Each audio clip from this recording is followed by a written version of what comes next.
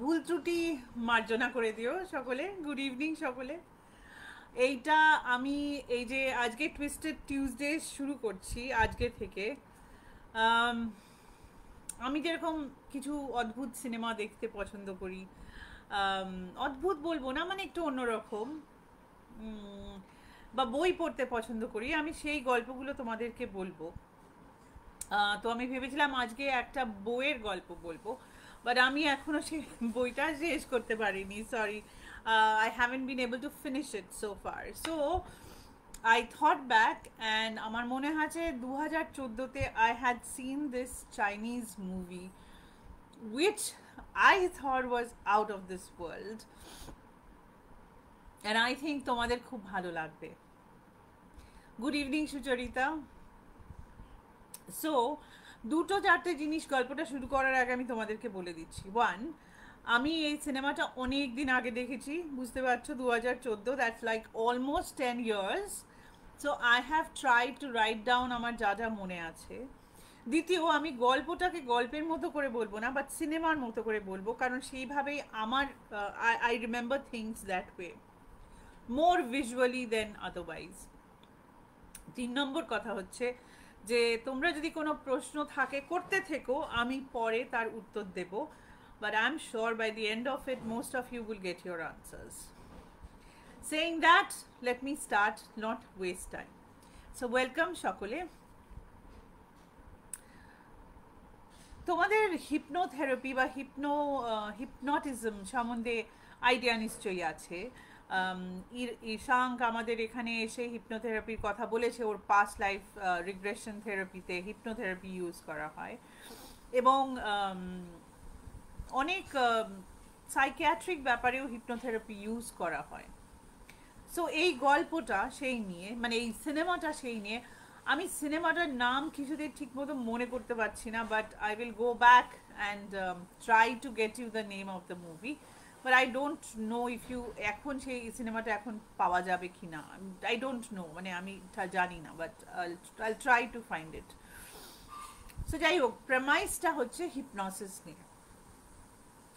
So সিনেমার শুরুতে আমরা দেখতে পাই যে একজন ভদ্রমহিলা, তার বয়স হয়েছে, মানে বয়স্ক ভদ্রমহিলা, এই ধরো তার 60-এর কাছাকাছি বয়স, সে আর তার সঙ্গে একটা ছোট বাচ্চা, তারা একটা অদ্ভুত জায়গায় হাঁটছে, মানে সেখানে একজন বয়স্ক মহিলা আর একটা বাচ্চার থাকার কোনো কথাই নয়, মানে একটা ধরো ভাঙা চোরা একটা হসপিটাল, মানে হসপিটালটা পরিত্যক্ত একটা হসপিটাল, সেখানে অবভিয়াসলি কোনো রকম মানে কেউ কেউ নেই, হসপিটালটা খালি, সেই রকম একটা হসপিটালের মধ্যে ওরা দুজনে হাঁটছে না, মোটামুটি দৌড়াচ্ছে, এবং ওদের পেছনে পেছনে আর একজন মহিলা যে অনেকটা ইয়াং, মানে ওনার যদি 60 বছর হয়, এই মহিলার বয়স 30-এর কাছাকাছি, অর্ধেক বয়স, সে মোটামুটি ওদেরকে তাড়া করছে, মানে দেখে মনে হচ্ছে। আর ভদ্রমহিলা বাচ্চাটাকে নিয়ে দৌড়ে দৌড়ে এখানে ওখানে যাওয়ার, মানে একটা জায়গা থেকে একটা জায়গায় যাওয়ার চেষ্টা করছে, কিন্তু বুঝতে পারছো তো একটা ভাঙাচোরা হসপিটাল, লাইট ফ্লিকার করছে, সমস্ত জায়গায় সমস্ত ডেব্রিজ ভাঙাচোরা জিনিস পড়ে আছে, তার মধ্যে আওয়াজ হচ্ছে, আওয়াজ তো আটকানো যাচ্ছে না, সেই আওয়াজে আওয়াজে সেই অন্য মহিলাটাও ওর পেছনে পেছনে আসছে, আর ও যত যাচ্ছে, মানে একটা হসপিটাল যেরকম হয় একটা করিডোরের মধ্যে দিয়ে যাচ্ছে, ও দরজা খোলার চেষ্টা করছে, কোনো একটা দরজা খুলে ভেতরে ঢুকে যাওয়ার চেষ্টা করছে, 1 নম্বর 2 নম্বর 3 নম্বর দরজা খুলতে পারছে না, 4 নম্বর দরজাটা ও খুলতে পেরেছে, দরজাটা খুলেই ও ভেতরে ঢুকে গিয়ে দরজাটা বন্ধ করে দিয়েছে, বন্ধ করে দিয়ে দরজাটাকে, মানে মেয়েটাকে ভেতর, মানে বাচ্চাটাকে ভেতর দিকে ঠেলে দিয়েছে, ঠেলে দিয়ে দরজার পেছনে এরকম করে যেরকম দাঁড়ায় না, মানে যাতে কেউ যদি দরজা ঠেলে ঢুকতে চায় ঢুকতে না পারে, তো উনি দরজার পেছনে এরকম করে এরকম করছেন, যেই করছেন করতে করতে হঠাৎ উনি চোখটা খুলেছেন, যখন চোখ খুলেছেন তখন উনি ভেতরটা দেখে একদম মানে আশ্চর্য হয়ে গেছেন। ভেতরটা হচ্ছে, মানে বাইরেটা যেরকম ভাঙাচোরা ছিল, এই ঘরটার ভেতরটা মানে ইটস বিউটিফুল, মানে সুন্দর কার্পেট দেওয়া, একটা একটা সুন্দর ডেস্কের পেছনে একজন সম্ভ্রান্ত ভদ্রলোক বসে আছেন, মানে মানে সুন্দর ঘরে, মানে জানলা পেছনে আলো আসছে, ছবি আছে, বাচ্চা মেয়েটা ঘরের মধ্যে ঘুরে বেড়াচ্ছে, আর ভদ্রমহিলা বারবার ওই ভদ্রমহিলাকে বলছে তুমি এখানে চলে এসো, তুমি আমার দিকে চলে এসো। তো ভদ্রলোক ভদ্রলোক ভদ্রলোকেরও মানে কম বয়স ভদ্রলোকও মানে খুব ডিস্টিংগুইশড একজন ভদ্রলোক, চশমা পরা। উনি উঠে এসে ভদ্রমহিলাকে বলছেন যে আপনি কে? ভদ্রমহিলা বলছে আপনি কে? এই ভাঙা হসপিটালের মধ্যে আপনি কে? হ্যাঁ, এই হসপিটালে তো আর কেউ নেই, আপনি কে? তখন বলছেন তখন ভদ্রলোক বলছেন আপনি আসুন, এখানে এসে চেয়ারে বসুন, কি হয়েছে? তখন বলছে যে আস্তে আস্তে, এত জোরে কথা বলবেন না, দেখতে পাচ্ছেন না বাইরে কেউ একজন আছে, সে আসছে ভেতরে। তখন ভদ্রলোক বলেছে আপনি বসুন, চেয়ারে বসুন, জল খাবেন, চেয়ারে বসুন। এই মেয়েটা কে? তো ভদ্রমহিলা মেয়েটাকে এরকম করে টেনে নিয়েছে, টেনে নিয়ে বলছে আমার মেয়ে, এটা এটা আমার মেয়ে, ও নিয়ে যাবে আমার মেয়েকে। তখন ভদ্রলোক বলছে যে জানেন তো, আমি কালকেই খবরের কাগজে একটা খবর পড়ছিলাম যে একজন ভদ্রলোক একটা বাচ্চাকে নিয়ে পালিয়ে যাচ্ছিল, আর একজন ভদ্রলোক তাকে তাড়া করছিল। কিন্তু তারপরে জানা গেল যে ভদ্রলোক বাচ্চাটাকে নিয়ে পালিয়ে যাচ্ছিল, অ্যাকচুয়ালি সেই বাচ্চাটাকে কিডন্যাপ করছিল, আর যে আসছিল তাড়া করে সে আসলে বাচ্চাটার বাবা, সে বাচ্চাটাকে বাঁচাতে আসছিল। ভদ্রমহিলা শুনে বলছে আপনি কি বলছেন, এটা আমার মেয়ে, আপনাকে আমি দেখাবো? তা আপনি দাঁড়ান, আমি আপনাকে দেখাচ্ছি। বলে নিজের ব্যাগ থেকে একটা ওয়ালেট বের করেছে, মানে আমাদের যেটা তোমার টাকা পয়সা রাখার যেটা পার্স বলো, সেটা বার করেছে। তার মধ্যে আমরা অনেকে ছবি রাখি, বাচ্চাদের নিজেদের যার যার ইচ্ছে ছবি রাখতে পারো। খুলে বলছে দেখুন এটা আমি, এটা আমার মেয়ে। ভদ্রলোক ততক্ষণে ডেস্কের পেছন থেকে বেরিয়ে এসেছেন, বেরিয়ে এসে ওনারা যেখানে বসছিলেন তার সামনে এরকম করে দাঁড়িয়েছেন, দাঁড়িয়ে বলছেন যে শেরি, ছবিটা ভালো করে দেখো তো, একটু ভালো করে ছবিটা দেখো। তখন ভদ্রমহিলা ছবির দিকে তাকিয়েছেন, বলছেন ছবিটা কি তোমার? তখন ভদ্রমহিলা বলছেন না, এটা তো আমার ছবি নয়, এটা তো ওই, বলছে হ্যাঁ, ওই যে দরজার বাইরে যে দাঁড়িয়ে আছে ওর ছবি এটা। এটা কি তোমার মেয়ে? বলছে হ্যাঁ, এটা তো আমার মেয়ে। বলছে কিন্তু ছবি তো তোমার নয়। তখন ভদ্রলোক বাচ্চাটার হাত ধরে নিয়ে, আর শেরি অঝরে কাঁদছে তখন, নিয়ে শেরি বলছে না, ওকে নিয়ে যেও না। দরজাটা খুলে এরকম করিডোরের মধ্যে, আবার ওনার ঘর থেকে যেই মুহূর্তে তুমি বেরোলে, মানে যে মুহূর্তে আমরা বেরোচ্ছি, করিডোরটা আবার ওরকম ভাঙা চোরা ফ্লিকারিং লাইটস, মানে ইটস কোয়াইট স্কেয়ারি। ওখানে ওই ভদ্র মহিলা দাঁড়িয়ে আছেন যার ছবি এনার ওয়ালেটে আছেন। তখন উনি বলছেন শেরি দেখো তো ভালো করে, ওটা কে? তখন মানে যে বয়স্ক ভদ্রমহিলা সে বলছে ওটা ওটা ওটা তো আমি। বলছে হ্যাঁ, ওটা তো তুমি, ওটা তোমার যখন 30 বছর বয়স ছিল তখন তুমি। তোমার মেয়েকে যেতে দাও। মানে ভদ্রলোক বাচ্চাটার হাতটা ছেড়ে দিল, বাচ্চাটা দৌড়ে গিয়ে ওই যে ভদ্রমহিলা দাঁড়িয়ে ছিলেন ইয়াং, তার কাছে চলে গেল। তখন বলছেন শেরি, ওদেরকে যেতে দাও, তোমার মেয়ে তো অনেক দিন চলে গেছে, লেট হার গো, ওকে যেতে দাও। ভদ্রমহিলা তখন মানে ওই 30 বছরের যে শেরি আর যে 60 বছরের শেরি, তারা দুজনেই কাঁদছে, কিন্তু বাচ্চা মেয়েটা ওই 30 বছরের শেরিকে এরকম করে জড়িয়ে ধরেছে। আর ওই 30 বছরের শেরি তখন ঘুরে ওই ভাঙাচোরা রাস্তার, মানে ভাঙাচোরা করিডোরের মধ্যে দিয়ে চলে যাচ্ছে। হঠাৎ আমরা দেখলাম যে এই যে ভদ্রলোকের মুখটা উল্টো হয়ে গেল, উল্টো হয়ে গিয়ে ও শেরির দিকে তাকিয়ে বলল 1 2 3, and Sherry wakes up in a modern ডাক্তারের একটা ঘরের মধ্যে। ও একটা কাউচের ওপরে শুয়ে আছে, আর ডাক্তার মানে আমরা যাকে দেখছি সে এবার অন্য অন্য একজন ডাক্তার, মানে যাকে আমরা ডিস্টিংগুইশ ভদ্রলোক দেখেছিলাম তিনি নন, কিন্তু এই ডাক্তারও ইয়াং, এই ডাক্তারও ওই ডাক্তারের মতো দেখতে যাকে শেরি দেখছিল। তখন ও বলছে যে কেমন, তোমার কেমন লাগছে শেরি? তখন শেরি বলছে যে doctor doctor Jung, doctor Jung আমার খুব ভালো লাগছে। বলছে তুমি তোমার মেয়েকে কি দেখতে পাচ্ছ? আর তখন বলছে না, আমি আমার মেয়েকে দেখতে পাচ্ছি না। আর এই 6 মাস আমি মানে 6 মাস ধরে উনি ডাক্তার জ্যাংয়ের কাছে আসছেন, কিন্তু এই 6 মাস বাদে she has learn to let go. মানে ওর মেয়ের একটা অ্যাক্সিডেন্ট হয়েছিল যখন শেরি 30 বছর বয়স, এবং তখন সেই মেয়েটি মারা যান। কিন্তু শেরি সেই মেয়েকে কখনো ছাড়তে পারেনি। শেরির মনে হয়েছিল এই এতদিন ধরে, ওর একটা ধারণা ছিল যে ওর মেয়ে ওর কাছেই আছে, ও মানতেই পারেনি যে ওর মেয়ে চলে গেছে, যা হয় তাকে। তখন শেরি বলছে, কিন্তু ডাক্তারবাবু একটা কথা বলবো, আমি আমার থেরাপিতে যখন আপনি আমাকে হিপনোটাইজ করেন, আমি আপনাকে চিনতে পারি না কেন? তখন ডাক্তারবাবু একটু হেসে এরকম ক্যামেরার দিকে এগিয়ে এসছেন।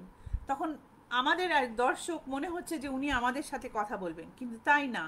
হঠাৎ স্ক্রিনটা জুম করে যায়, আমরা দেখি ডাক্তারবাবু দাঁড়িয়ে আছেন একটা কনফারেন্সে। ডক্টর জ্যাং একজন খুব নামকরা সাইকিয়াট্রিস্ট এবং হিপনোথেরাপিস্ট। উনি একটা কনফারেন্সে এই শেরির গল্পটা সবাইকে দেখাচ্ছিলেন। অন্যান্য মানে পুরো হল ভর্তি ইয়াং স্টুডেন্টস, যাদেরকে উনি বলছেন যে this is the new concept of waking hypnotherapy, যেখানে আমরা অনেক কিছু মানে অনেক জিনিস, অ্যাংজাইটি, স্ট্রেস, তারপরে মানুষের কিছু একটা মানে একটা ফিয়ার, একটা মানে যে কোনো কারণ অকারণে একটা মানুষের একটা ফিয়ার, যেটা ফিয়ার সাইকোসিস বলে সেইটা, বা ফোবিয়া, এইসব আমরা ছাড়াতে পারি।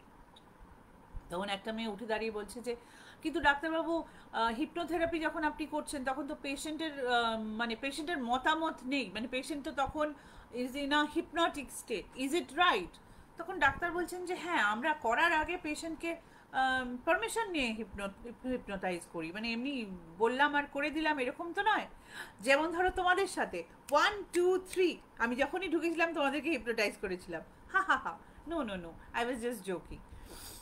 তখন বলছে যে আচ্ছা এবার বলো তো, আমার পেছনের স্ক্রিনটাতে তোমরা কি রং দেখতে পাচ্ছ? ওনার পেছনের স্ক্রিনটা একটা হিউজ লাল রঙের দেখা যাচ্ছে। তখন সবাই বলছে আগুন, কেউ বলছে ডেঞ্জার, কেউ বলছে বিউটিফুল, কেউ বলছে ফুল। তখন বলছে ঠিক। এবার স্ক্রিনটা ভাগ হয়ে গেল, একদিকে হলুদ একদিকে লাল। তো বলছে তোমরা এবার এবার কি দেখতে পাচ্ছ? তো একদিন বলছে ম্যাকডোনাল্ডস। তখন সবাই হেসে ফেলেছে। তখন তখন ডক্টর জ্যাং বলছে না না, হেসো না, ইউ আর রাইট, অ্যাডভার্টাইজিংয়ে ওয়েকিং হিপনোথেরাপি ইউজ করা হয়। আমাদের জানা অজানা, আমাদের অজানা মাইন্ডে কিছু কিছু ব্র্যান্ড, কিছু কিছু কালার্স, কিছু কিছু সিম্বলস অ্যাডভার্টাইজিংয়ের থ্রু ভেতরে ঢুকে যায়, which is a fact, actually a fact. You get influenced without knowing you're getting influenced, right? Anyway, তো এই কথাটা বলে তারপরে উনি সব হাততালি দিয়ে ভেরি গুড বলে উনি যখন বেরিয়ে আসছেন, তখন একদম মানে কি বলবো, কনফারেন্স রুমের একদম পেছনে একজন একজন ভেরি ডিস্টিংগুইশ ভদ্রমহিলা দাঁড়িয়েছিলেন। দাঁড়িয়ে থেকে তখন ডক্টর জ্যাংকে এরকম করে পেছনে হাত দিয়ে বলছেন যে বাহ, আমি খুব খুশি হচ্ছি তোমাকে আজকে দেখে। তখন উনি বলছেন যে কেমন আছেন আপনি ডক্টর ফ্যাং, কেমন আছেন? মানে এ হচ্ছে ডক্টর জ্যাং এর টিচার। এবং আমাদের hypnotherapy session has been curtailed by shouting of dogs. Let me go back to the story. So doctor Fang হচ্ছেন জ্যাং এর একজন প্রফেসর, মানে উনি মেডিকেল কলেজে যখন পড়তেন তখন ওনার একটা প্রফেসর। তখন উনি বলছেন যে শোনো, তোমার সাথে একটু কথা ছিল, চলো আমরা হাঁটতে হাঁটতে কথা বলি। তো বলছেন হ্যাঁ কেমন আছেন, ব্লা ব্লা এসব জিজ্ঞেস করেছে। তারপরে ডক্টর ফ্যাং বলছেন যে জ্যাং, একটা কেস আছে, খুব পাজলিং একটা কেস এসছে, একজন আগে ট্রাই করেছিল কিন্তু কেউ ঠিক করতে পারছে না। এর মানে আমাকে আমাকে খুব রিকোয়েস্ট করেছে এর বাড়ির লোকজন, এই কেসটা আমি তোমাকে দিতে চাই। তখন হাঁটতে হাঁটতে হাঁটতে আর ওরা বাইরে চলে এসছে। তো বাইরে এসে জ্যাং গাড়িতে উঠেছে। তো তারপর ওই যে অন্য যে ওনার যে প্রফেসর, সেও গাড়িতে উঠেছে। তখন জ্যাং বলছে আপনি আমার সাথে গাড়িতে কেন? বলছে চলো না একটু খাওয়া দাওয়া করে তোমাকে একটু বলি। জ্যাং বলছেন যে দেখুন, আমার স্কেডিউল ভীষণ ভীষণ মানে ফুল আছে, হেভি আছে, মানে হি ইজ অবভিয়াসলি, তো ওর অফিস দেখে আমাদের মনেই হবে যে ডাক্তার মানে পশার খুব ভালো ডাক্তারের। তখন বলছেন যে উনি তখন বলছেন যে দেখো যদি ডিফিকাল্ট না হতো আমি কি তোমাকে এখানে এসে রিকোয়েস্ট করতাম? আমি তোমার কনফারেন্সে এসেছি শুধু এটার জন্য, আমার কথাটা একটু রাখো প্লিজ। হ্যাঁ, কি করে Jung text the file. Now we go, now we don't see রেস্টুরেন্টে খাওয়া দাওয়া, we go back to Jang's office. Jang অফিসে বসে আছে আর ফাইলটা পড়ছে, যে ফাইলটা ওনাকে দিয়েছিল সেই ফাইলটা পড়ছে, আর একটু কফি খাচ্ছে আর ফাইলটা পড়ছে। তো ওনার যে সেক্রেটারি, যার নাম হচ্ছে তোমার এমি, সে এসে বলল যে ডাক্তারবাবু আপনার লাস্ট পেশেন্ট এখানে এসছে। তখন উনি এরকম করে ঘড়ি দেখে বললেন লাস্ট পেশেন্ট? বলছেন হ্যাঁ, যে ডক্টর ফ্যাং আপনাকে মিস লিনা চু এর ইয়ে দিয়েছিলেন না, রেফারেন্স দিয়েছেন, উনি এখানে এসেছেন। তখন ডক্টর ফ্যাং বলছেন ওকে। বলছে এমি এ খুব ডিফিকাল্ট। তখন এমি বলছেন যে কেন বলুন তো ডাক্তারবাবু? বলছেন যে এর প্রবলেম হচ্ছে যে এ ভূত দেখতে পায়, মানে at least she claims that she can see the dead people. আর আজ পর্যন্ত 5 জন সাইকিয়াট্রিস্টকে ঠিক করার চেষ্টা করেছে, কিন্তু কেউ ঠিক করতে পারেনি। তখন এমি বলছে যে ডাক্তারবাবু আপনি নিশ্চয়ই পারবেন। তো বলছে আচ্ছা আচ্ছা ঠিক আছে, পাঠিয়ে দাও, সেন্ডার ইন। তো এমএ এরকম ডাক্তারের দরজাটা খুলে, মানে চেম্বারের দরজাটা খুলেছে, দরজাটা বন্ধ করেনি, চেম্বারের দরজাটা খুলে বাইরে গিয়ে বলছে যে মিস চু আপনি প্লিজ ভেতরে আসুন, ডাক্তারবাবু রেডি আপনাকে দেখার জন্যে। মিস চু। তখন এমি একবার দরজা দিয়ে ডাক্তারের দিকে তাকিয়ে বলছে যে বুঝতে পারছি না কি হচ্ছে, উনি তো আসছেন না। ডাক্তারবাবু বলছে কি আসছে না মানে কি? বলছে হ্যাঁ উনি তো এখানেই দাঁড়িয়ে আছেন, আসছেন না, আপনি একটু এসে বলুন না প্লিজ, আমি বুঝতে পারছি না। বলছে আমার একটু ভয় করছে। তো ডাক্তার বলছে এমি তুমি এতদিন আমার সাথে কাজ করছো, তোমার কেন ভয় করবে? উফ। তখন ডাক্তারবাবু বিরক্ত হয়ে একটু ঘর থেকে বেরিয়ে এসছেন। যখন ঘর থেকে বেরিয়েছেন তখন আমরা ওনার বাইরের অফিসটা দেখতে পাচ্ছি, মানে যেটা ফয়ার বা reception office. It's a beautiful reception office, it's round, একদম গোল, আর মানে চক মেলানো যাকে বলে মেঝেটা খুব প্রিটি, মানে সুন্দর মার্বেলের কাজ করা, একটা ঘোরানো স্টেয়ার কেস আছে যেটা উপরে যাচ্ছে, আর এমির ডেস্ক একদিকে, আর একদিকে মানে দরজার দিক, মানে দরজা একটা দিকে, আর একটা দিকে একটা বিশাল বড় গ্র্যান্ডফাদার ক্লক আছে। এবার ওই গ্র্যান্ডফাদার ক্লকের সামনে একজন মেয়ে দাঁড়িয়ে আছে। হ্যাঁ, একটা মানে আমরা তার পেছন দেখতে পাচ্ছি, মানে ডক্টর জ্যাং যা দেখছে আমরাও তাই দেখছি। একটা মেয়ে দাঁড়িয়ে আছে, তার পেছনটা দেখা যাচ্ছে, লম্বা চুল, মেয়েটা দাঁড়িয়ে আছে। তখন ডক্টর জ্যাং বলছেন যে আপনি আসুন আমরা সেশনটা শুরু করি। তখন মেয়েটা বলছে যে ঘড়ির শব্দটা শুনছেন? ঘড়িটা কিছু খারাপ হয়েছে। তখন ডক্টর জ্যাং একটু এরকম করছে, করে বলছে হ্যাঁ হ্যাঁ আমরা জানি, ওটাকে আমরা ঠিক করে দেব, আপনি আসুন ভেতরে আসুন। তখন মেয়েটা তখনও মানে পেছন পেরেনি, তখনও বলে যাচ্ছে না আমি ঠিক করে দেব। দিয়ে আমরা দেখছি মেয়েটা আস্তে আস্তে ঘড়ির কাঁটাটা ঠিক করে দিল, মানে কিছু মিনিট স্লো ছিল সেটাকে ঠিক করে দিল। করে দিয়েই ও ঘুরলো, ঘুরে বলল হ্যালো আমার নাম লিনা চু, আপনার সাথে দেখা করে আমার খুব ভালো লাগছে। তখন ডক্টর জ্যাং একটু হেসে বললো ওকে আসুন আপনি ভেতরে আসুন, বলে ওকে ঘরের মধ্যে নিয়ে গেল। বললো আপনি এখানে একটু বসুন আমি আসছি, আপনি এখানে বসুন একটু, জাস্ট রেস্ট, মানে just sit down, I will just come back. বলে উনি দরজাটা বন্ধ করে দিয়ে বাইরে এসে বললেন যে এমি আমাদের ওপরতলায় কি কেউ ভাড়া নিয়েছে?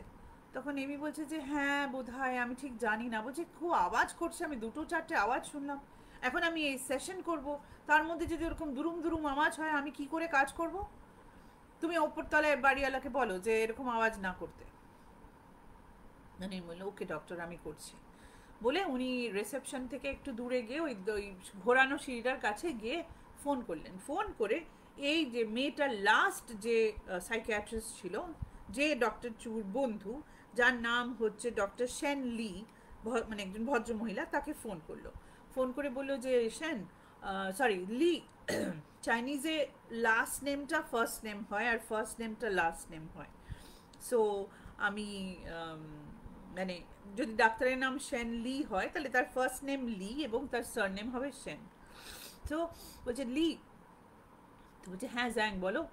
বলছে লি আমার কাছে এরকম লিনা চু এর কেসটা এসছে, প্রফেসর ফ্যাং দিয়েছেন।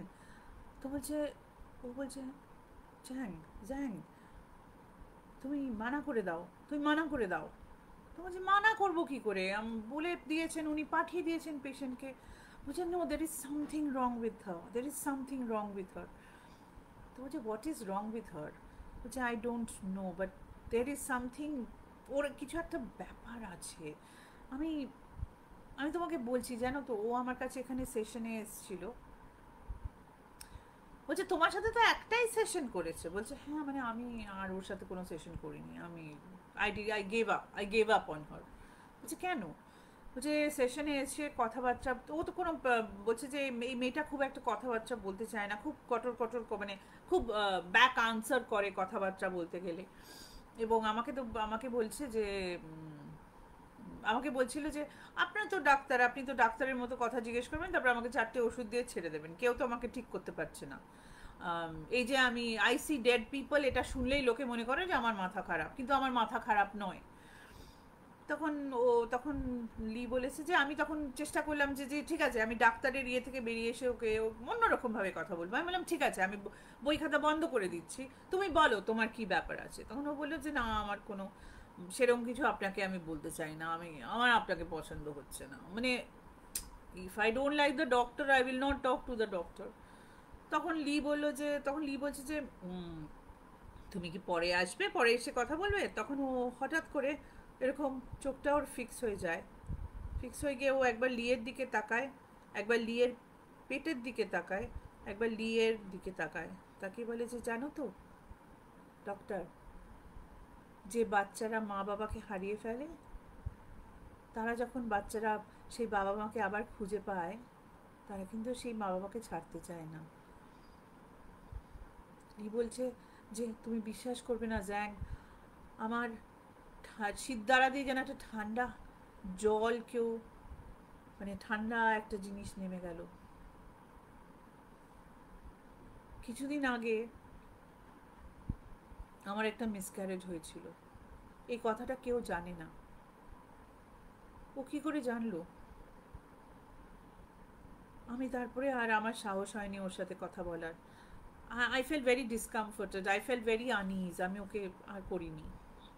তখন জ্যাং বললো ঠিক আছে, ওকে তুমি যা যা কেস ফাইলে ছিল তুমি সেগুলো প্রফেসর ফ্যাংকে দিয়ে দিয়েছিলে তো?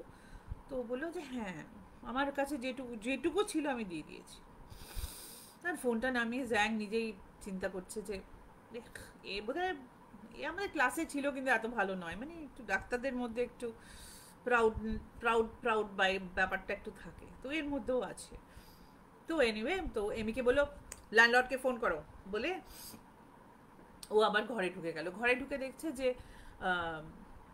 লিনাচু বসেনি, ও ঘরের মধ্যে একটা জায়গায় দাঁড়িয়ে এরকম করছে, এরকম মানে যদি কোনো বাচ্চা তোমার সামনে থাকে, তুমি যদি তার মাথায় একটু চুলটা নেড়ে দাও, একটু আদর করে দাও, একটু তার সাথে কথা বলো, কিন্তু ওখানে কিন্তু কেউ নেই, মানে হাওয়ার মধ্যেও হাত চালাচ্ছে।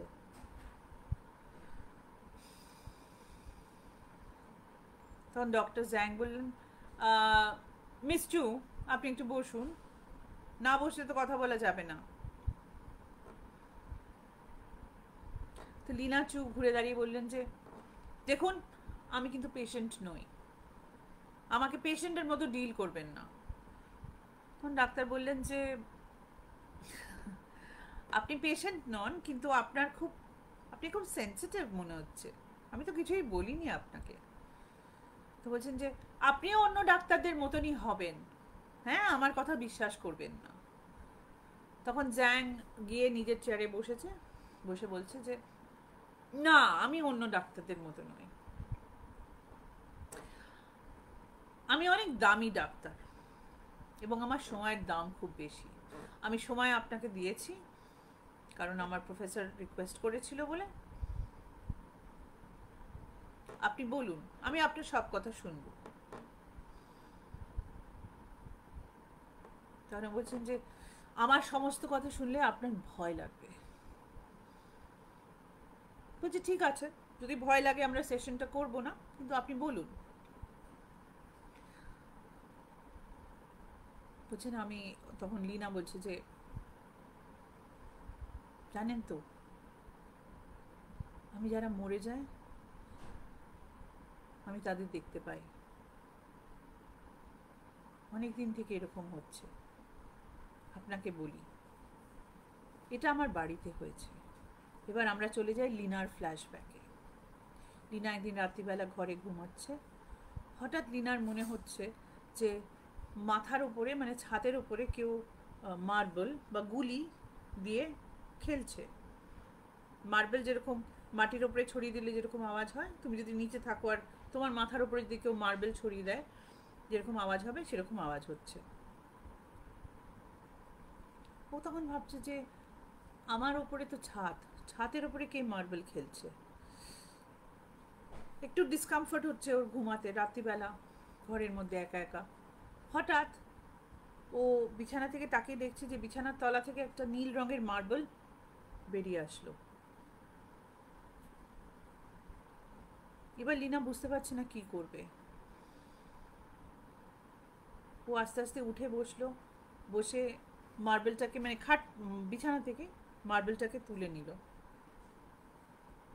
নিয়ে কি করবে ভাবছে। ভাবতে ভাবতে হঠাৎ আর একটা সাদা মার্বেল বেরিয়ে আসলো আবার। তখন লীনা খাট থেকে নেমেছে, খাট থেকে নেমে মার্বেলটাকে দেখেছে, দেখে খুঁজছে একটা টর্চ বা ওর ফোনটা যদি পাওয়া যায় ফোনটা দিয়ে বা কিছু একটা আলোর খোঁজ করছে। তো ওই সাদা মার্বেলটাকে নিয়ে ও এরকম হাতে দেখছিল, মানে বিছানার তলা থেকে বেরিয়ে এসছে, খুব বেশি না। মার্বেলটাকে নিয়ে ও ভাবছে কি আবার বিছানার তলায় ঢুকিয়ে দিই। যেই ও এরকম করতে গেছে একটা হাত এসে মার্বেলটাকে ধরে নিল। লীনা না চমকে পেছনে চলে গেছে, ওর খাটের তলা থেকে একটা হাত বেরিয়ে মার্বেলটাকে ধরেছে। মানে আমরাও চমকে গেছি অবভিয়াসলি। তখন ও খাটের তলায় মাথাটা নিচু করে যেই টর্চটা জ্বালিয়েছে একটা মুখ দেখতে পেয়েছে, একজন বৃদ্ধ ভদ্র মহিলা ওর দিকে এরম করে তাকিয়ে আছে। কিন্তু ও তো ভদ্রমহিলাকে চেনেন, ওই ভদ্রমহিলা তো ওর ঠিক নিচের তলায় থাকে। ও তো ওকে গ্র্যানি বলে ডাকে, ওকে গ্র্যানি লি বলে ডাকে। এবার লীনা খুব রেগে গেছে, বলছে গ্র্যানি লি আমাকে এরমভাবে কেন ভয় দেখাচ্ছে। বলে ও চটি টটি পরে একটা রোপ গায়ে দিয়ে খটখট খট করে নিচের তলায় গেছে, গ্র্যানি লির দরজায় গিয়ে ধাক্কা দিয়েছে। যে ধাক্কা দিয়েছে, গ্র্যানি লির বাড়িতে যারা ছিল তারা দরজা খুলেছে, তারা সবাই মানে দেখে মনে হচ্ছে যে খুব একটা কিছু হয়ে গেছে।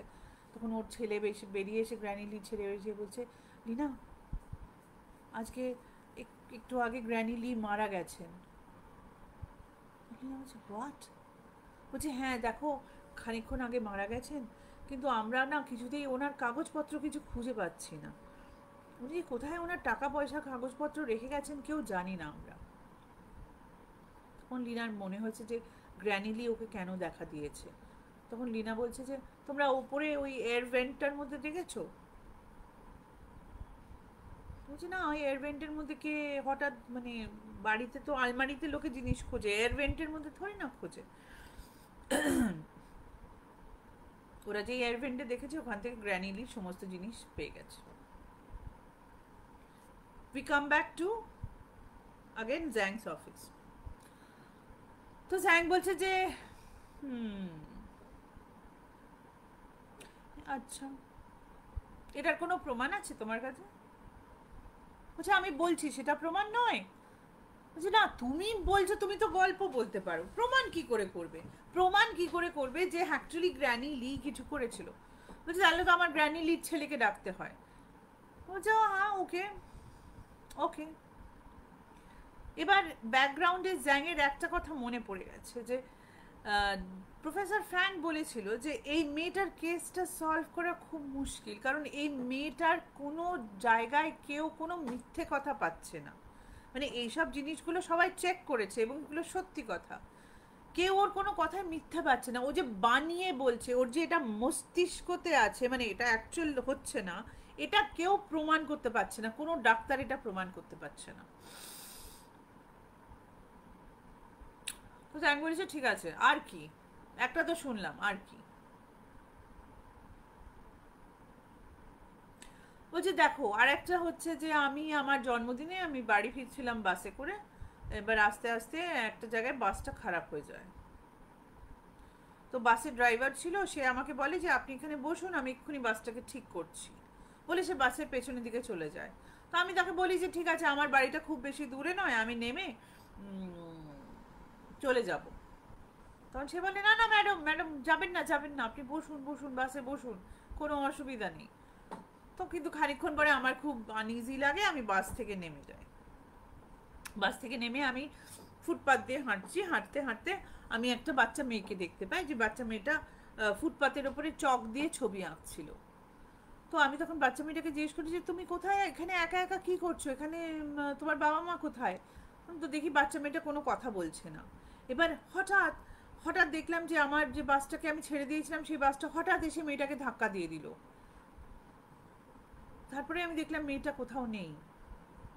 আমি না পেছন ফিরে দেখলাম যে বাস ড্রাইভার বাসটাকে ঠিক করে ফেলেছে এবং ও আস্তে আস্তে রাস্তায় চলতে শুরু করেছে।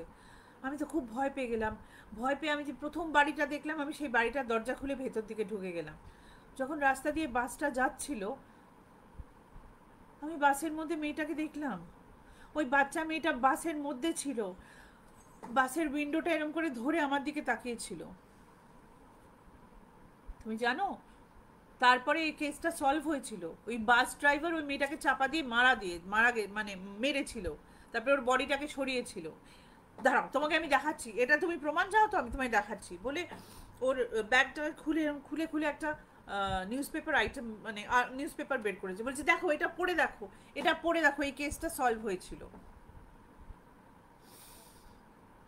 হুম। জ্যাং নিউজ পেপার খুলেছে, খুলে দেখে বলছে যে হাউ ডু আই নো কি তুমি এই স্টোরিটা পড়ে এই গল্পটা বানাওনি? এই গল্পটা তো তোমাকে ছাড়াও সম্ভব, নিউজ পেপারে তোমার কথা তো কোথাও লেখা নেই। লিনা বলছে ঠিক আছে, তোমার কোনো কথা বিশ্বাস করতে হবে না, এই জন্যই আমি কারোর সাথে কোনো কথা বলি না, nobody believes me, nobody believes me. তখন ও তখন ডক্টর জ্যাং বলছে যে দেখো লিনা, তুমি তো অরফ্যান, তোমার বাবা মা নেই, তোমার বাবা মা তোমায় ছেড়ে দিয়েছিলেন, সেই কারণে তুমি সবাইকে দোষারোপ করতে পারো না, তোমার জীবনে যত দুঃখ কষ্ট সেটা থেকে হতে পারে না, তাই না? তো লিনা একটু হকচকিয়ে গেছে, বলছে যে হ্যাঁ, আমার বাবা মা আমাকে, না আমার বাবা মা আমাকে অ্যাবান্ডন করেনি, আমার বাবা মাকে ছেড়ে দেয়নি। আমার বাবা মার অনেক ধার দেনা হয়েছিল, সেই জন্য আমার বাবা মা ঠিক করেছিল যে তারা নিজেদের জীবন আর বেঁচে থাকবে না, সেই জন্য তারা আমাকে একটা অ্যামিউজমেন্ট পার্কে নিয়ে গিয়ে আমার পকেটে একটা চিঠি রেখে আমাকে একটা রাইডে চড়িয়ে দিয়েছিল, যাতে লোকে আমাকে খুঁজে পায়, কিন্তু আমি বেঁচে থাকি, ওরা আমাকে মারতে চায়নি। তখন ডাক্তার স্যাং বলছেন এটা কোথায় হয়েছিল? তখন বলছেন এরকম এরকম জায়গায় খুব সুন্দর লাল ফুল ছিল তখন গাছে। বুঝলে, লাল ফুল, আমরা তো নর্থ চায়নাতে বসে আছি, আমাদের দেশে লাল ফুল যেরকম তুমি বলছো একমাত্র সাউথ চায়নাতে হয়, তাহলে কি তুমি বলছো যে তুমি সাউথ চায়নাতে ছিলে, কিন্তু তোমার বাবা মা তোমাকে নর্থ চায়নাতে নিয়ে এসে ছেড়ে দিয়ে গেছে, যাতে তুমি কোনোদিনই বাড়িতে না যেতে পারো? বলছে না, আমার বাবা মা মারা গেছে, আমি বলছি তোমাকে। তো বলছে ঠিক আছে, ওকে। হঠাৎ জ্যাংয়ের একটা ফোন এসছে, যখন জ্যাং বলছে আমি আসছি বলে বাথরুমে ঢুকে গেছে, ঢুকে জলের কলটা মানে বেসিনের কলটা চালিয়ে দিয়ে ফোনে কথা বলছে, ওর এক বন্ধু মৌয়ের সাথে কথা বলছে। এবার কথা বলতে বলতে যতক্ষণে কথা শেষ হয়েছে মানে দেখা যাচ্ছে যে বেসিনটা না ওভারফ্লো করে গেছে, মানে জলটা বাইরে পড়ছে। তো জ্যাং না একটু ডিসগাস্টেড হয়ে গেছে যে উফ আমার স্যুটে জল টল লেগে যাবে বলে কোনো মতে জলটাকে বন্ধ করে দিয়ে বাইরে এসে দেখছে যে লিনা না ওর বই খাতা খুলে নোটস খুলে দেখার চেষ্টা করছে। তারা বলছে আপনি কি করছেন, চলুন চলুন চলুন চলুন, বসুন, চেয়ারে বসুন।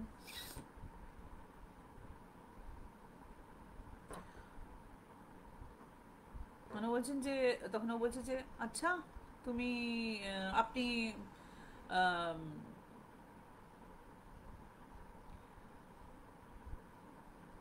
আপনি লাল ফুল দেখেছিলেন? ঠিক আছে, ওকে, এবার আমার দিকে তাকান, আমার এই যে হাত ঘড়িটা আছে এটার দিকে তাকান, let's get in to the session. এটার দিকে তাকান, 1 2, যেই 2 বলেছে হাত থেকে ঘড়িটা পড়ে গেছে জ্যাঙে। তো লীনা বলছে আপনি আমাকে হিপনোথেরাপি করাবেন বলে এরকম ঘড়িটাকে তুলে ওর দিকে যেই দিয়েছে, জ্যাং ওর দিকে তাকিয়ে বলেছে 3, and Lina got hypnotized, or Lina gets hypnotized. তখন জ্যাং লিনাকে বলছে যে আপনি কোথায়, না তখন তুমি বলছে তুমি কোথায়। তখন লিনা যখন চোখ খুলেছে তখন লিনা দেখছে যে ও এমন একটা জায়গায় আছে, যেটা আমরা দেখতে পাচ্ছি, যে একটা অ্যাব্যান্ডেন্ড টাউনশিপ, সেখানে বাড়িঘরগুলো খুব মানে কোনো লোকজন নেই, অনেক বাড়িঘর কিন্তু সেখানে লোকজন নেই, অনেক লম্বা লম্বা লম্বা লম্বা ঘাস গজিয়ে আছে, আর ও হাতের দিকে তাকিয়ে দেখছে যে ওর নখের এখানটা না কেটে গেছে, রক্ত বেরোচ্ছে। নখটা কাটলো কি করে?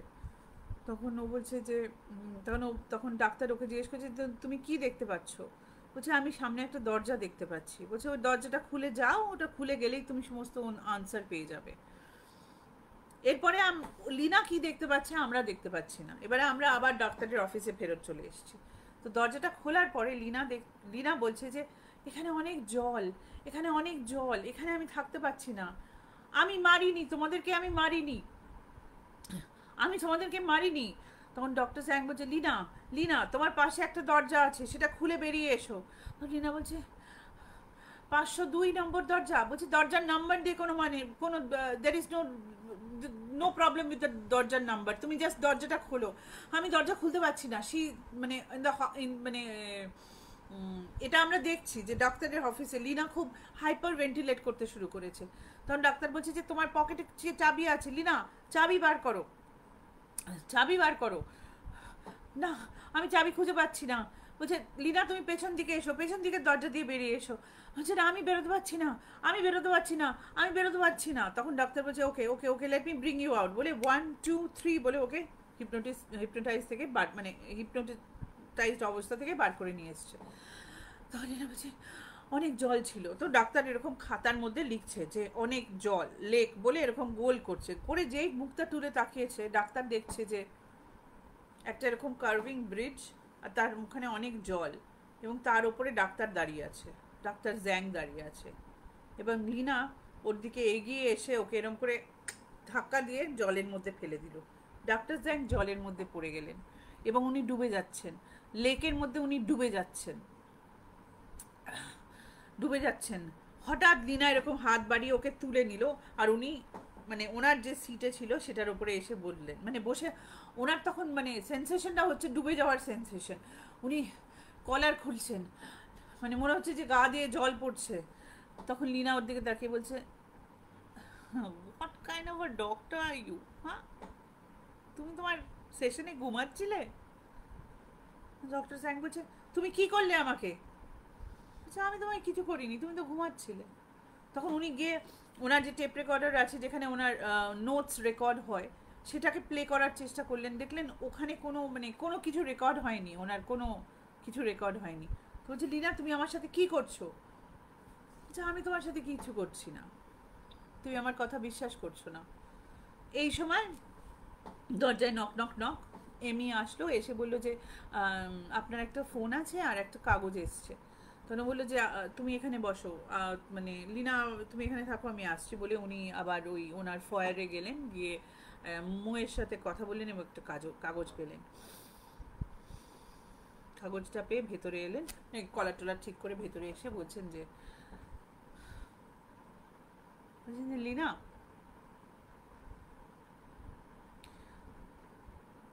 তোমার বাবা মা যে তোমাকে ফেরিস হুইলে ছেড়েছিলেন, বা তুমি যেখানে লাল ফুল দেখেছিলে, তুমি কি জানো তার গল্প? বলছে কি তার গল্প?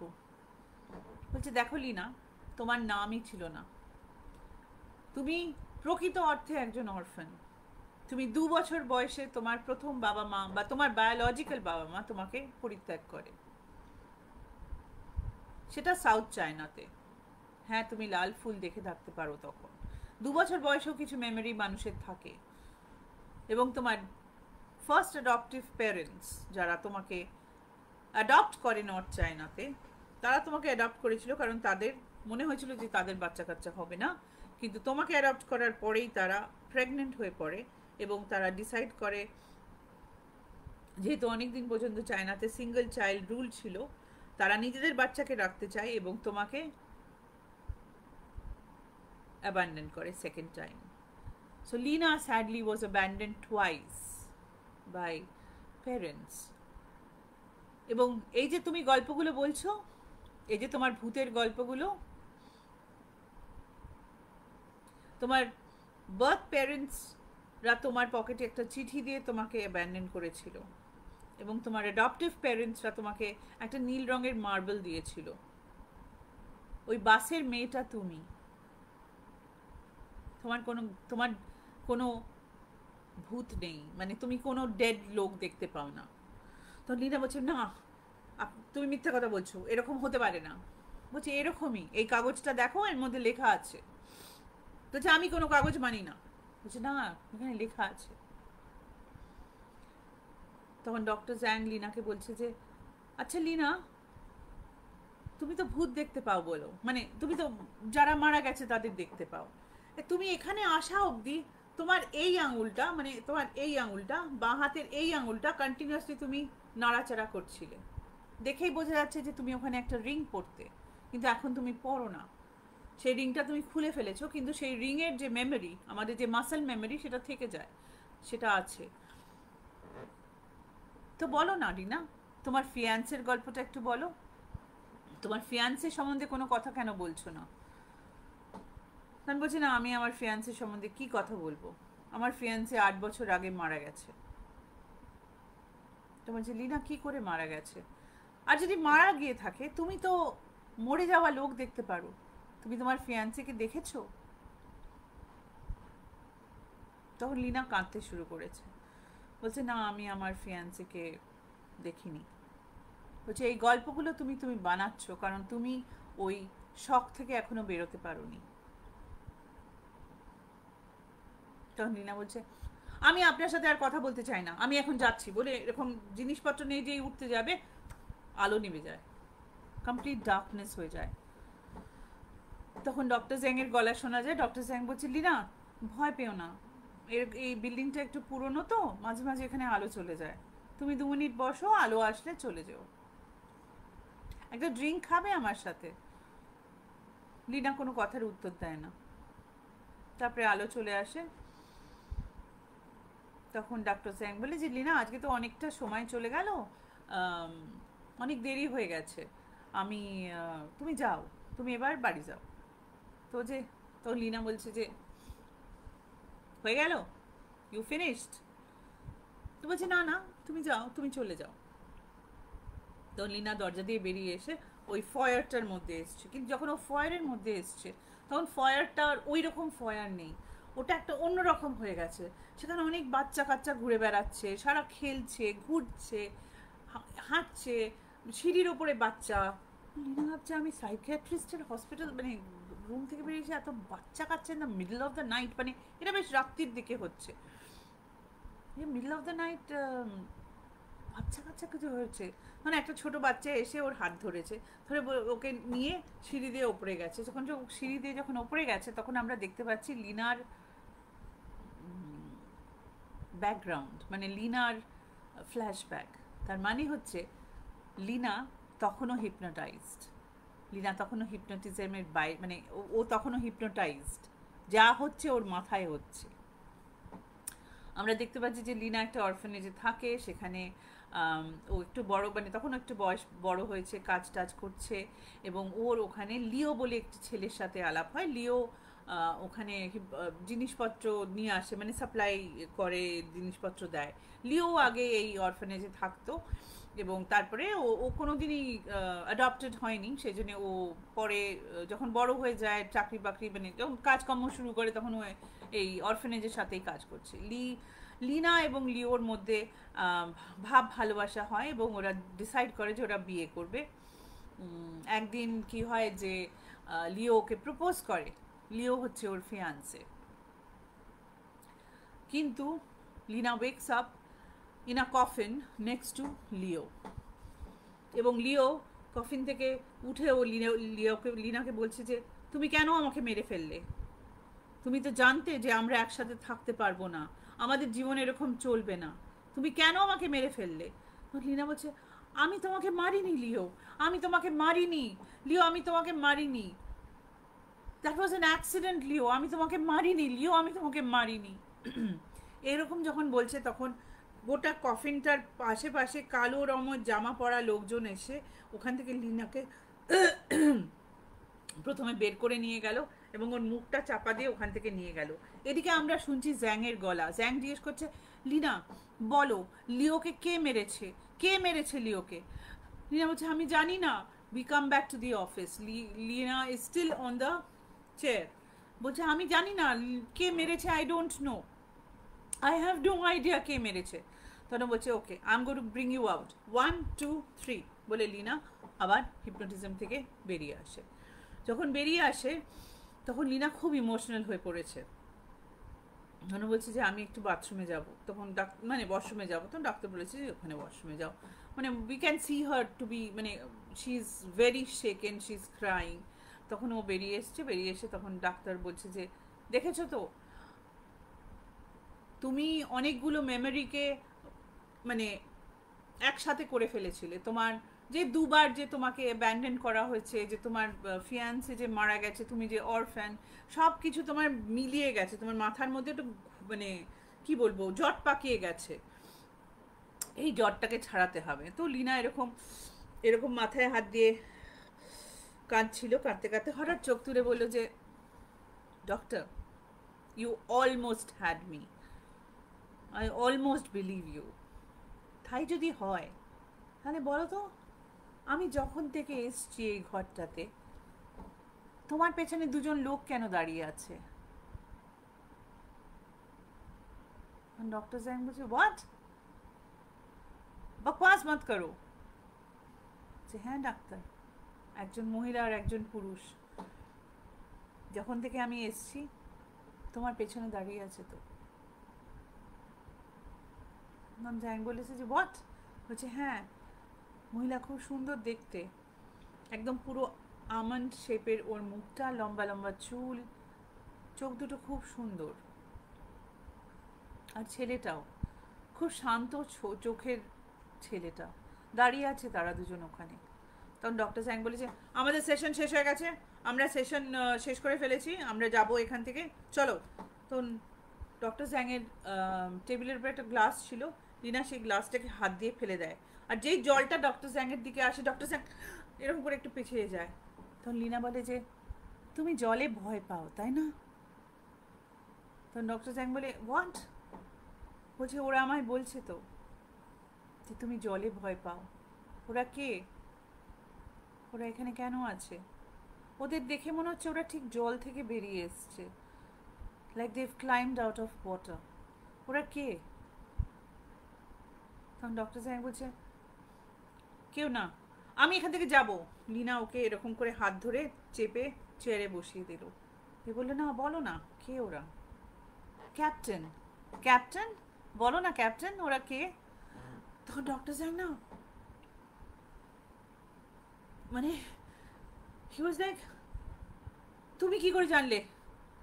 বলছে আমি তো জানি, তোমার বার্থডে হচ্ছে 28 ডিসেম্বর, তোমার নাম ক্যাপ্টেন, তোমার ডাক নাম ক্যাপ্টেন।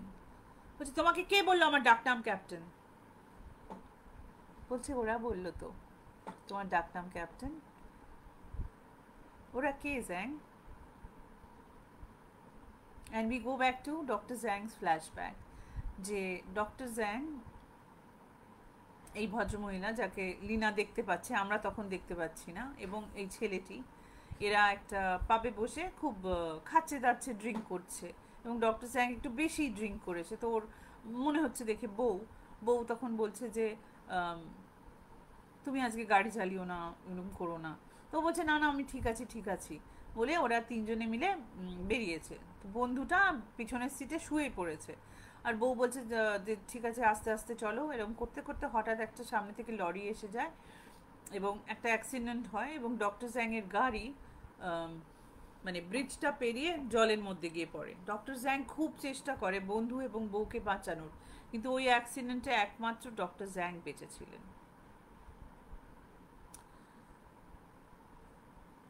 তখন ডক্টর জ্যাং কাঁদতে শুরু করেছে, তখন বলছে যে, তখন লিনা বলছে যে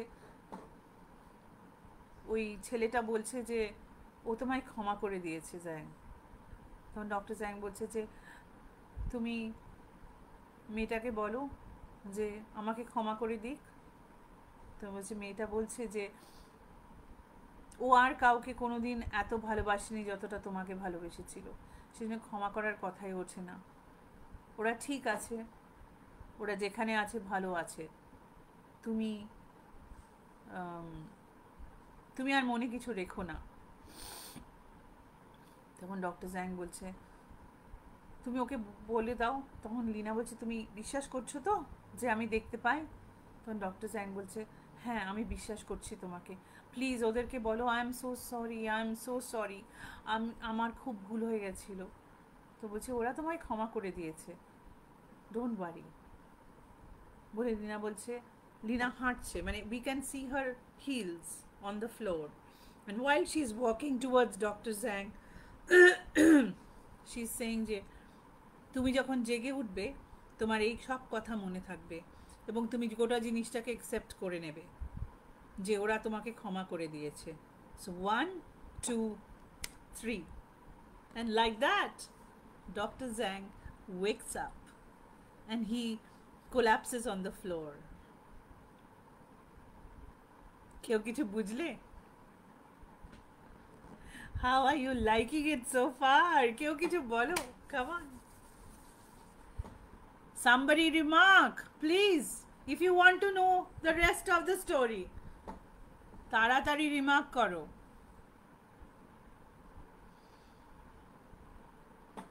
এবার টুইস্টটা তোমরা শুনতে চাও?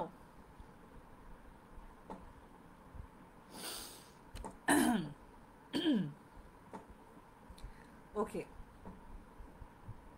ডক্টর জ্যাং যখন মাটিতে পড়ে গেলেন, তখন ওনার যে সেক্রেটারি ছিল এমি, সে এসে ওনাকে দেখাশোনা করলো, এবং এই যে লিনা চু বেরিয়ে গিয়ে ওপরে চলে গেলেন।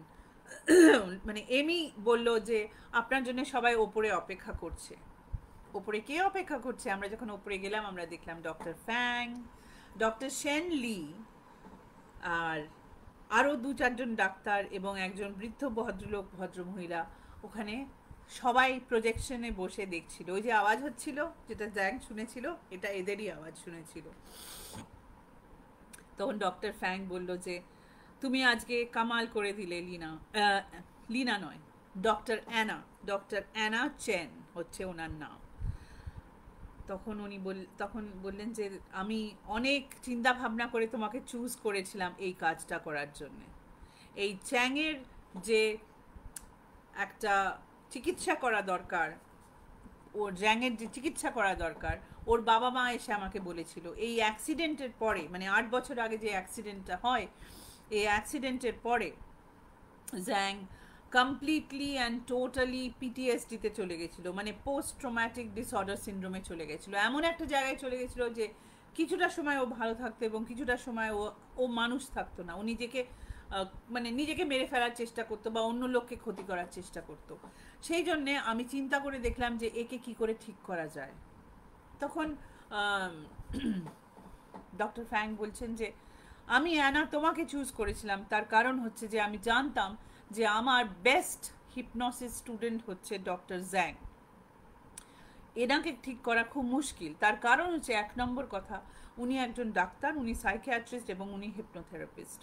ওনাকে কেউ অ্যাপ্রোচ করতে পারবে না, ওনাকে যদি কেউ অ্যাপ্রোচ করতে পারে তাহলে এমন একজন লোক অ্যাপ্রোচ করতে পারবে যে কিনা পেশেন্ট, যার থেকে উনি কোনো রকম অ্যাটাক আসতে পারে, ওনার ডিফেন্স আপ হওয়ার আগে এটা করতে হবে। তখন আমরা ফ্ল্যাশব্যাকে দেখছি লিনা ডক্টর ফ্যাংকে, মানে লিনা বলছি সরি, ডক্টর অ্যানা ডক্টর ফ্যাংকে জিজ্ঞেস করছেন যে আমি কেন, ও তো আমাকে চেনে। বলছে তার কারণ হচ্ছে যে ও যদি হিপনোসিসের আমার বেস্ট স্টুডেন্ট হয়, তুমি ওয়েকিং হিপনোসিসের আমার best student. What is waking hypnosis? Waking hypnosis is hypnotizing somebody while they are half asleep, মানে they are not sleeping and they are not awake, they are in a lucid state. So doctor Fang অ্যানাকে রাজি করান এবং এমি মানে সেক্রেটারিকে রাজি করান যে ও help করবে। ডক্টর শিনলিকে নিয়ে একটা পুরো এটা বানানো হয় এবং মাসের পর মাস অ্যানা ট্রেনিং হয়। তার কারণ হচ্ছে যে ডক্টর জ্যাং এবং ডক্টর জ্যাং এর ওয়াইফ এবং অ্যানা এরা সবাই এক ক্লাসে পড়তো। ডক্টর জ্যাং অ্যানাকে চেনে, কিন্তু ওরা একটা তরিকা বার করেছিল যে অ্যানা ডক্টর জ্যাংকে before he sees her face will hypnotize him. So doctor Jang এবং অ্যানা এবং ডক্টর ফ্যাং অনেক মানে কল্পনা জল্পনা যাকে বলে স্ট্র্যাটেজি করেছে। ওরা জানে যে ডক্টর জ্যাং খুব ভালো একজন ডাক্তার এবং অ্যানাও হিপনোটাইজড হয়ে যাবে। হিপনোটাইজড হয়ে ও যদি সত্যি কথা বলে পারে তাহলে এটা হবে না। সেই জন্য ওরা ঠিক করেছিল যে অ্যানা হাতে একটা পিন রাখবে, পিন দিয়ে নিজেকে একটা ফুটিয়ে নেবে। ও যখন হিপনোটাইজড অবস্থায় রক্তটা দেখবে তখন অ্যানা জানতে পারবে যে ও কি করছে ওখানে এবং ওর ফেরত যাওয়ার দরকার। দ্বিতীয় কথা হচ্ছে হিপনোটাইজড অবস্থায় যেহেতু you are kind of in a pliable state, তুমি সত্যি কথাটা বলে দিতে পারো। ওই যে লিওর মরে যাওয়ার কথাটা ও বলে দিতে পারবে। সেটার জন্য ওরা অনেক রিহার্স করেছে যে যখনই অ্যানার মুখ দিয়ে বা লিনা অ্যানার মুখ দিয়ে যখন এই কথাটা বেরোবে তখনই ওর মনে হবে যে কোনো লোক এরকম মুখ বন্ধ করে ওকে টেনে নিয়ে যাচ্ছে, এবং যখন ও মুখটা ঘোরাচ্ছে তখনই ও মুখটা ডক্টর ফ্যাংয়ের দেখতে পাবে। এবং সেটাই হয়েছিল। ওই কফিনের মধ্যে যখন ও জেগে উঠেছিল এবং ও প্রায় বলে ফেলেছিল যে লিওকে কে মেরেছে, তখন ডক্টর ফ্যাং ওকে বাঁচিয়ে দেয়, মানে তুলে নিয়ে ওখান থেকে সরিয়ে নিয়ে দেয়। তখন তারপরে ওরা ওপর থেকে মনিটরে দেখছিল, এবার মনিটরে দেখতে দেখতে ওরা দেখছে যে সেই জন্য আমরা তারপরে জানতে পারি যে প্রথম যখন অ্যানা বা লিনা এসেছিল সেই বড় গ্র্যান্ডফাদার ক্লকের সামনে দাঁড়িয়েছিল। So that was the clue. What did she say? She said, listen to the sound of the watch. এটাতে কিছু খারাপ আছে বলে ও যখন কাঁটাগুলোকে ঠিক করছে তখন ও আস্তে আস্তে 1 2 3 বলে ডক্টর জ্যাংকে হিপনোটাইজ করে। So they were both hypnotizing each other. Okay, very complicated. Anyway, এরা সবাই নিচে চলে যায় ডক্টর জ্যাংয়ের সাথে দেখা করতে, এবং ওই রুমটাতে তখন অ্যানা একা স্ক্রিনে তখন ডক্টর জ্যাংকে দেখাচ্ছে, এবং অ্যানা একটা হাত বের করে এরকম করে মানে স্ক্রিনের মধ্যে দিয়ে ওর মাথায় এরকম করে হাত বোলানোর মতন একটা ইয়ে করবে, এবং we go back to the flashback to the bar 502, যেখানে যেখানে ডক্টর জ্যাং, তার ওয়াইফ এবং ওর বেস্ট ফ্রেন্ড, এবার আমরা বেস্ট ফ্রেন্ডের মুখটা দেখতে পাই, সেটা ছিল অ্যানার ফিয়ান্সে লিও। ওরা ডাবল ডেটে গেছিল, কিন্তু যেহেতু অ্যানার কাজ ছিল অ্যানা বেরিয়ে গেছিল, ওদেরকে বারবার করে বলে গেছিল তোমরা এত ড্রিঙ্ক করো না। সো সেই রাত্রিরে সেই অ্যাক্সিডেন্টে অ্যানা নিজের ফিয়ান্সেকে হারায় এবং ডক্টর জ্যাং নিজের ওয়াইফকে হারায়, এবং তারপরে অনেক দিন অ্যানা ডক্টর জ্যাংয়ের সাথে দেখা করেনি বা তাকে ক্ষমা করতে পারেনি। So through this exercise they both forgive each other. এবার সবাই চলে গেছে, অ্যানা ডক্টর জ্যাংয়ের সাথে কথা বলছে। এবার ডক্টর জ্যাং অ্যানাকে চিনতে পেরেছে, যে জানতেও পেরেছে যে ও ওর সাথে করেছে। ওরা ওই ঘরের বারান্দায় দাঁড়িয়ে আছে, দাঁড়িয়ে ডক্টর জ্যাং বলছে যে কেউ কি আমাকে কোনোদিন ক্ষমা করবে এই কাজের জন্যে? তখন অ্যানা বলছে যে কেউ ক্ষমা করবে কিনা আমি জানি না, কিন্তু প্রথমে তোমার নিজেকে ক্ষমা করতে হবে, তবেই তুমি প্রথম স্টেপটা নিতে পারবে। They look out into the night sky, and that's where the movie ends, guys. How did you like it? Tell me.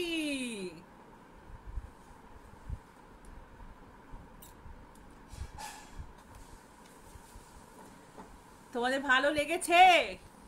Please সকলে একটু বলো, আমি দেখছি।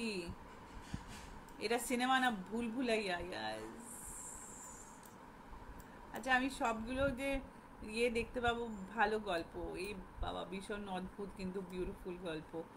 Thank you Sucharita, thank you দিদি। গীতাদির মাথায় ব্যথা করছে। Yes, Sucharita, Dr. Zhang is the patient, was the patient. Yes, Arupa.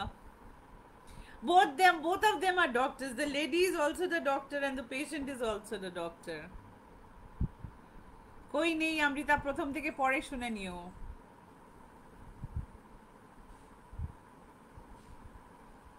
Thank you Tapasi, thank you Madhurima, thank you গীতাদি।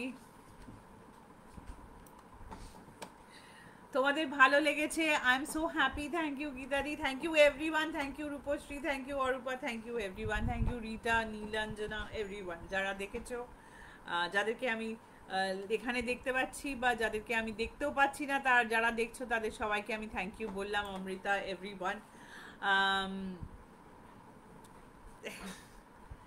আমার টুইস্টেড টিউসডে যদি তোমাদের ভালো লেগে থাকে, তোমাদের যদি মনে হয় এরকম ধরনের মাথা খারাপ করা গল্প আরও শুনতে চাও, আমাকে জানিও, তাহলে আমি আবার পরের মাসে অগস্ট মাসে একটা এরকম গল্প নিয়ে আসবো। বাট তার আগে মাঝখানে আসবো একদিনকে আরও গল্প শোনানোর জন্যে। Priyadarshini, if you are there, thank you. So আজকের মতন এখানেই তাহলে টাটা বাই বাই করি। সকলে please subscribe, share like comments, participate, live করতে এসো। যারা ইউটিউবে দেখবে আমার বন্ধুরা, তারাও প্লিজ লাইক শেয়ার কমেন্ট করো, প্লিজ প্লিজ প্লিজ প্লিজ। আর কতবার প্লিজ বলবো? সাবস্ক্রাইব করো। সকলে ভালো থেকো, উইকটা ভালো কাটিও। কালকে প্রিয়দর্শিনীর লাইভ আছে, প্লিজ 8টার সময় এসো তোমরা সময় করে শুনতে। শিগগিরই দেখা হচ্ছে সকলের সাথে, ততক্ষণের জন্যে ভালো থেকো, স্টে সেফ, স্টে ওয়েল, নমস্কার, good evening and bye bye. Please subscribe to our channel Hana Tales. Comment, share, like, and don't forget to hit the notification bell for more videos.